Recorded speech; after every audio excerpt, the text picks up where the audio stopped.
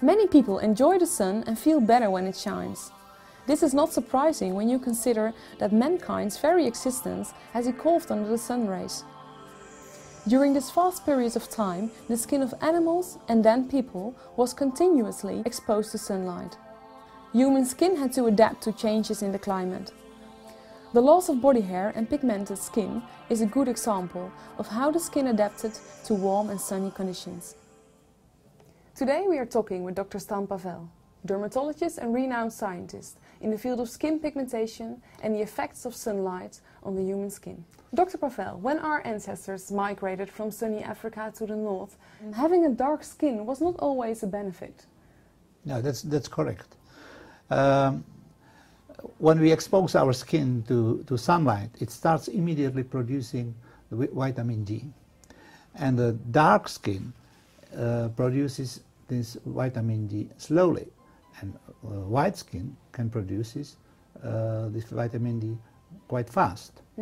So having white skin is advantageous, especially because we know from the recent years that vitamin D is very important for maintenance of our health. And scientific reports in the recent years show that vitamin D is a very important vitamin for our health.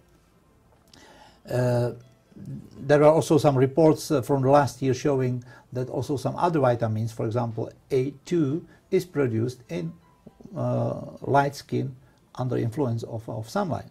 So having a lighter skin color is very important for the maintenance of our health, especially in the countries with less sunlight. Are there also disadvantages to having a lighter skin color? Yes, there are some disadvantages. The people with light skin can burn very easily. Sunburn, especially the painful sunburn, indicates that the skin has been damaged. And the most important issue in the skin damage is the damage on the DNA molecules, our genetic material, in skin cells. And is this damage irreversible? In the most cases, the DNA damage can be repaired quite easily. But if this damage is really very pronounced, very intense, then it can be sometimes difficult.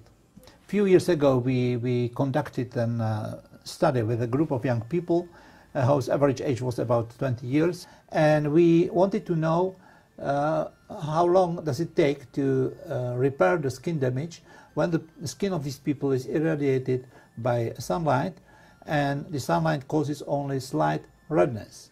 And actually we were surprised to learn that it took about 3 to 4 days before the damage in this skin of young people was repaired. How does this information help the consumers?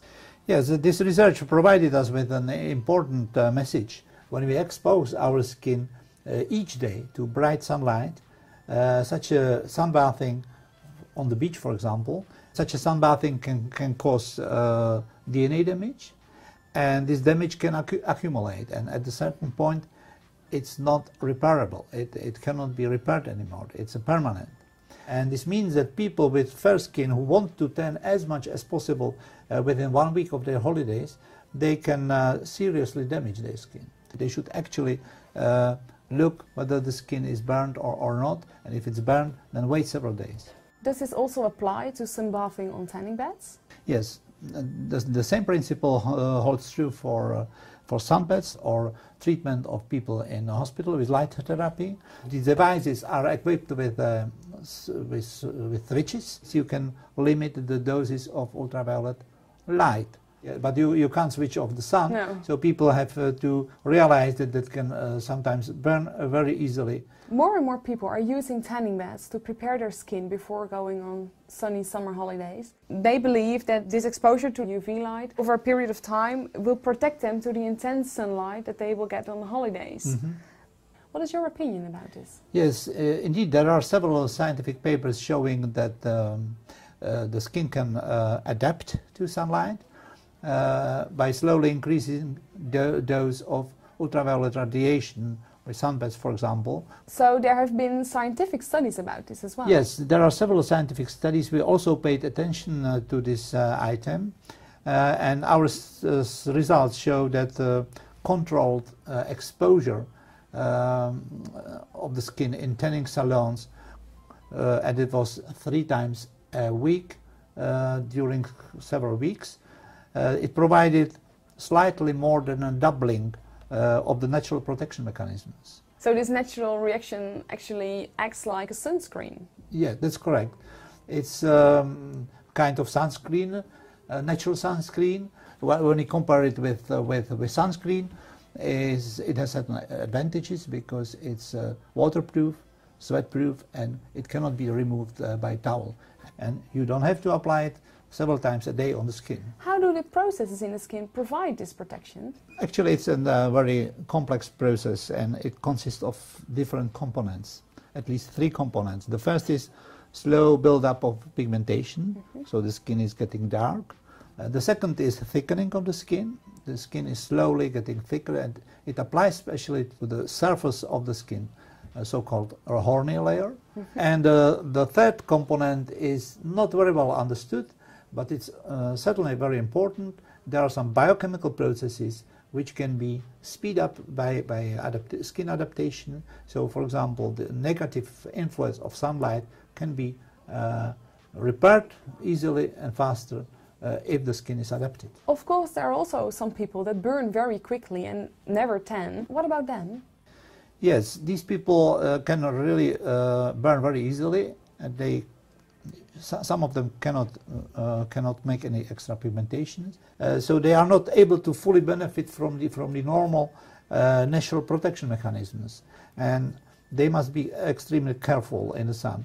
So they are not allowed to use tanning beds in the European Union, which is, by the way, also true for young people under 18 years of age.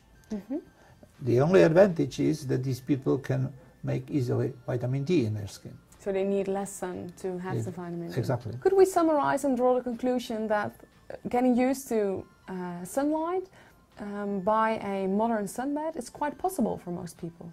Yes, it's possible. For many people it is possible to prepare the skin for summer holidays. My opinion is that it should be more frequently than twice a week, and people should plan it very well in advance, because they need several weeks for this skin adaptation before they are on holiday. And in these weeks you increase the amount of UVA and UVB. Exactly. You give a low dose and you increase it slowly, and in this way the skin can adapt by all these mechanisms I mentioned. Many thanks for your clear explanation, Dr. Pavel. For more scientific studies about sunlight and your skin, you can go to the website of Sunlight Research Forum.